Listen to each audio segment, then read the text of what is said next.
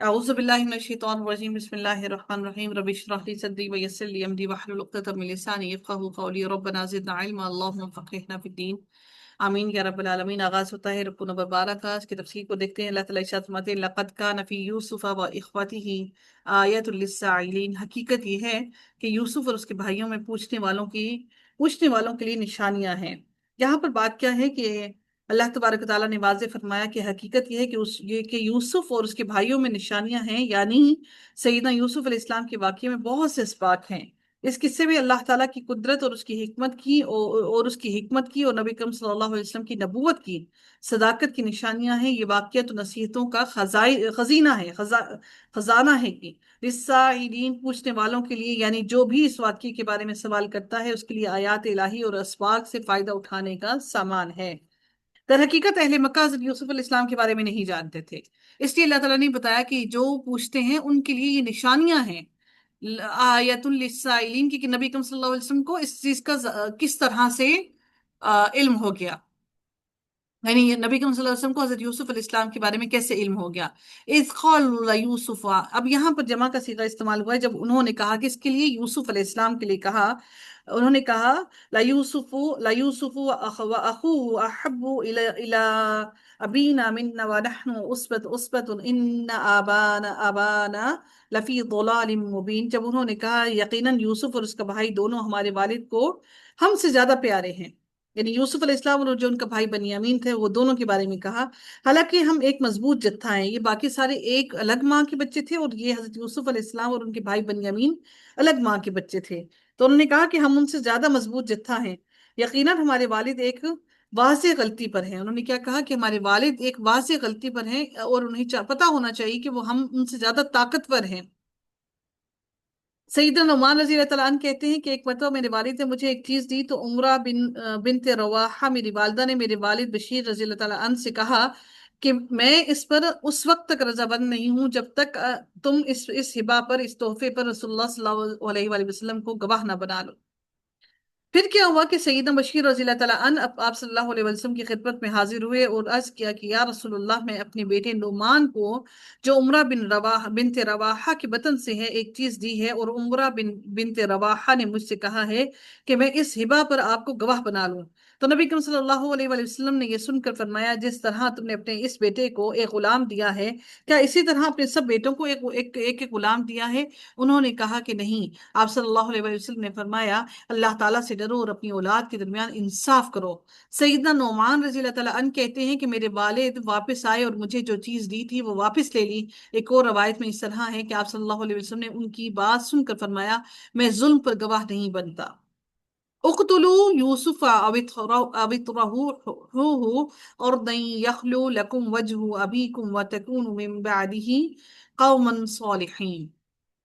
फिर अल्लाह ताला फरमाते हैं कि सईदना यूसुफ अलैहिस्सलाम को बाप से जुदा करने के लिए भाइयों ने साजिश करते हुए क्या कहा कि यूसुफ को कत्ल कर दो।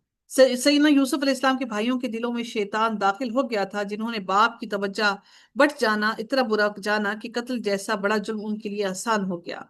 उनके नजदीक बाप की ज्यादा मोहब्बत ऐसा बड़ा जुर्म बन गया जिसकी वजह से वो अपने छोटे भाई की जान लेने के लिए तैयार हो गए, जो नबी का बेटा था और अपना दफा नहीं कर सकता था। इतने छोटे थे हजरत यूसुफ अलैहिस्सलाम। सईदना यूसुफ अलैहिस्सलाम के भाइयों ने सईदना यूसुफ अलैहिस्सलाम को अपने और अपने वालिद के दरमियान से हटाने के लिए तदबीर की। उनके ख्याल में जुदा करने की सबसे बेहतरीन तदबीर यही है कि उनको कत्ल कर दिया जाए या इस जमीन से ले जाकर कहीं दूर फेंक आए।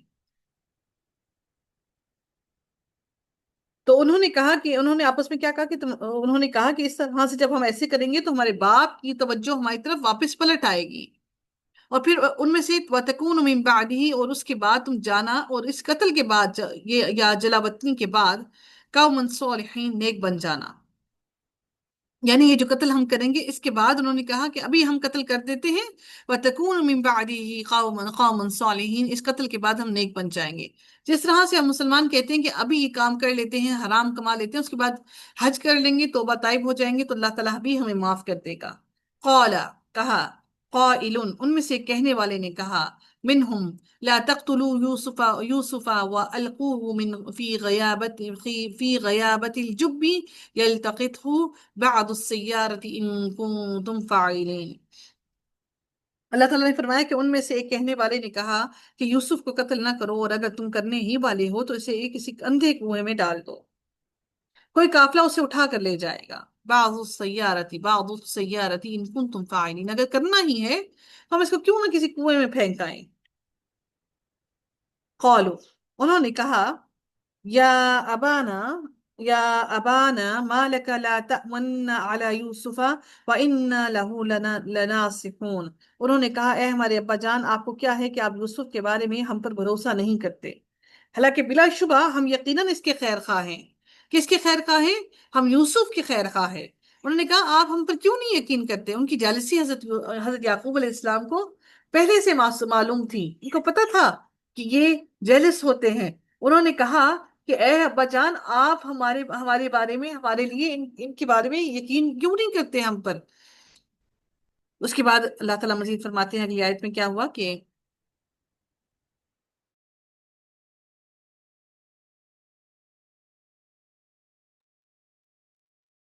اللہ رب العزت فرماتے ارسلہ معانا غدن یرتع ویلعب وان له لحافظین۔ یہ تمام باتیں اللہ تعالیٰ حضرت یوسف علیہ السلام کے بارے میں نبی کریم صلی اللہ علیہ وسلم کو بیان کر کے بتا رہی ہیں، اور انہوں نے کہا کہ کل اس کو ہمارے ساتھ بھیج دیجیے۔ ان کے بھائیوں نے حضرت یوسف علیہ السلام کے، انہوں نے کہا کہ وہ ہمارے ساتھ کھائے گا بھی، پیے گا بھی، اور کھیلے کودے گا بھی، اور بے شک ہم ضرور ہی اس کی حفاظت کریں گے۔ وَإِنَّا لَهُ لَحَافِظُونَ، البتہ ضرور ہم اس کی حفاظت کریں گے۔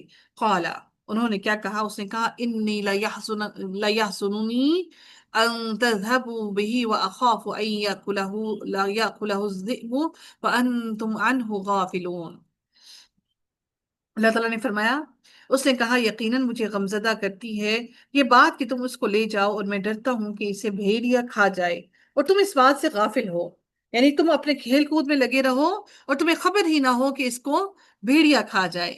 قالوا، انہوں نے کہا لَإِنْ أَكَلَهُ الذِّئْبُ وَنَحْنُ عُصْبَةٌ إِنَّا إِذًا لَخَاسِرُونَ، انہوں نے کہا اگر واقعی اسے بھیڑیا کھا جائے، حالانکہ ہم ایک مضبوط جماعت ہیں، ایک مضبوط جتھا ہے، تب تو ہم یقیناً خسارہ اٹھانے والوں میں سے ہو جائیں گے کہ ہم اپنے بھائی کی حفاظت بھی نہیں کر سکتے، ہم اتنے کمزور ہیں۔ فَلَمَّا ذَهَبُوا بِهِ وَأَجْمَعُوا أَن يَجْعَلُوهُ فِي غَيَابَةِ الْجُبِّ وَأَوْحَيْنَا إِلَيْهِ لَتُنَبِّئَنَّهُمْ بِأَمْرِهِمْ هَذَا وَهُمْ لَا يَشْعُرُونَ، پھر جب وہ اسے لے گئے اور انہوں نے طے کر لیا کہ اسے اندھے کنویں میں ڈال دیں، اور ہم نے اس کی طرف وحی کی۔ کس کی طرف اللہ تعالیٰ فرماتے ہیں وحی کی؟ کہ اللہ رب العزت نے سیدنا یوسف علیہ السلام کی طرف وحی کی کہ جب وہ انتہائی خوف کی حالت میں تھے کہ غم نہ کرو، یہ وقت گزر جائے گا۔ وَأَوْحَيْنَا إِلَيْهِ، اور ہم نے وحی کی إِلَيْهِ اس کی طرف، لَتُنَبِّئَنَّهُمْ بِأَمْرِهِمْ هَذَا وَهُمْ لَا يَشْعُرُونَ، کیا وحی کی اللہ تعالیٰ نے کہ تم اس کو ضرور ان کے اس کام کی خبر دو گے اس حال میں کہ وہ نہیں سمجھتے ہوں گے، یعنی وہ وقت آنے والا ہے جب آپ اپنے بھائیوں کو اس معاملے کے بارے میں آگاہ کریں گے جبکہ وہ بے خبر ہوں گے۔ اس میں حضرت یوسف علیہ السلام کے لیے خوشخبری تھی کہ وہ مصیبت سے نجات پا جائیں گے، اور اللہ رب العزت انہیں ان کے گھر والوں کو اکٹھا کرے گا جبکہ آپ عزت اور اقتدار کے مقام پر ہوں گے۔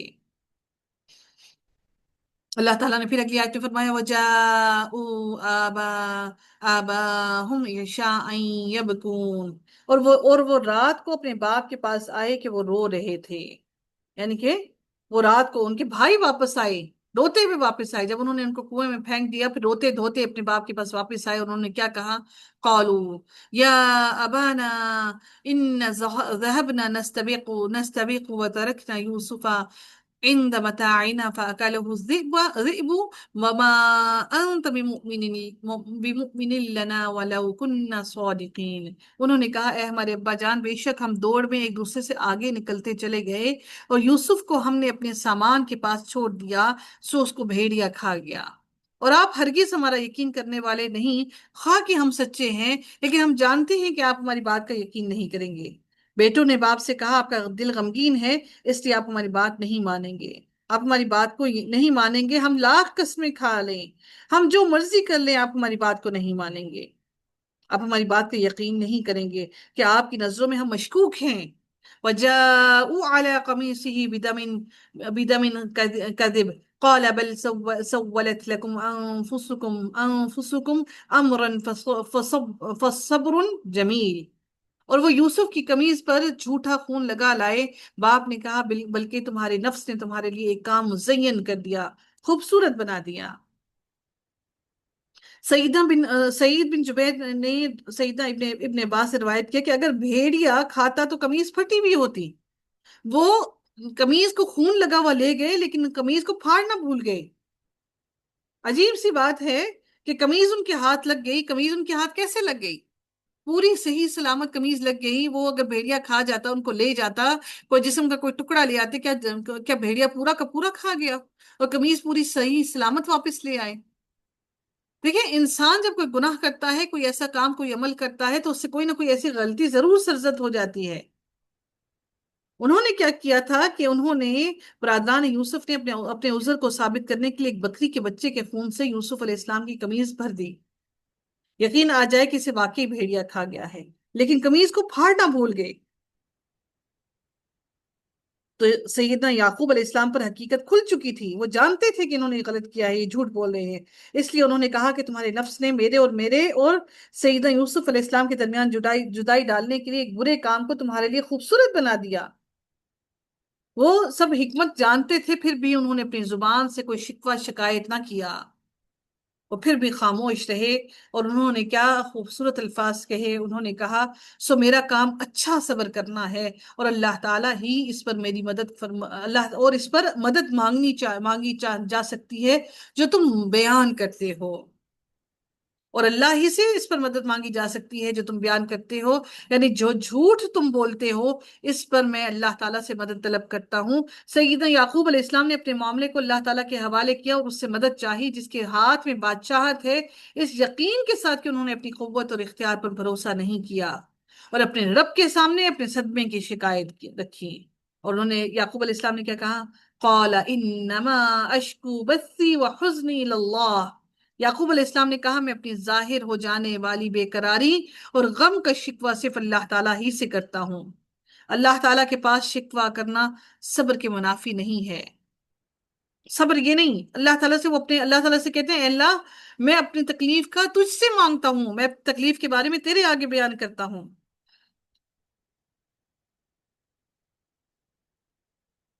اس کی تفسیر میں امام بخاری کی یہ حدیث لائے ہیں افق والی کے، جس میں اللہ تعالیٰ کی قسم میری اور تمہاری مثال یوسف کے والد کی سی ہے جنہوں نے فرمایا تھا کہ اب تو صبر ہی بہتر ہے، اور تمہارے ان باتوں پر اللہ تعالیٰ ہی سے میں صبر کی درخواست کرتا ہوں. سیدہ عائشہ رضی اللہ تعالیٰ عنہا نے واقع افق بیان کرتے ہوئے فرمایا اگر میں تمہیں کہوں کہ اس جرم سے بری ہوں اور اللہ تعالیٰ جانتا ہے کہ میں واقعی بری ہوں تو تم نہیں مانو گے، اور اگر اس معاملے کا اعتراف کر لوں اور اللہ تعالیٰ جانتا ہے کہ میں بری ہوں تو تم اس اعتراف کو سچ جانو گے. واللہ میری اور تمہاری مثال یوسف کی باپ کی سی ہے کہ انہوں نے فرمایا تھا فَصَبْرٌ جَمِيلٌ واللہ المستعان علی ما تصفون. سو میرا کام اچھا صبر کرنا ہے اور اللہ ہی ہے جس سے اس پر مدد مانگی جاتی ہے جو تم بیان کرتے ہو. نبی کریم صلی اللہ علیہ وسلم نے فرمایا جو مومن لوگوں سے مل کر رہتا ہے اور ان کی ایذا پر صبر کرتا ہے، انتقام نہیں لیتا، نہ اس کی شکایت میں زبان کھولتا ہے، اس کا زیادہ ثواب ہے اس مومن سے جو لوگوں سے نہیں ملتا نہ ان کی ایذا پر صبر کرتا ہے. رسول اللہ صلی اللہ علیہ وسلم نے یہ بھی فرمایا کہ مومن کا معاملہ بھی عجیب ہے، اس کے ہر کام میں اس کے لیے بھلائی ہے، اور یہ چیز مومن کے لیے سوا کسی کو حاصل نہیں. اگر اسے خوشحالی نصیب ہو، اس پر اللہ کا شکر کرتا ہے تو یہ شکر کرنا بھی اس کے لیے بہتر ہے، یعنی اس میں بھی اجر ہے، اور اسے تکلیف پہنچے تو صبر کرتا ہے تو یہ صبر کرنا بھی اس کے لیے بہتر ہے. دونوں ہی باعث صبر، دونوں ہی اس کے لیے باعث اجر ہیں. پھر اللہ تعالیٰ نے اگلی آیت میں فرمایا وَجَاءَتْ سَيَّارَةٌ فَأَرْسَلُوا وَارِدَهُمْ فَأَدْلَى دَلْوَهُ قَالَ يَا بُشْرَى هَذَا غُلَامٌ. اور ایک راہ چلتا قافلہ آیا تو انہوں نے اپنا پانی لانے والا بھیجا.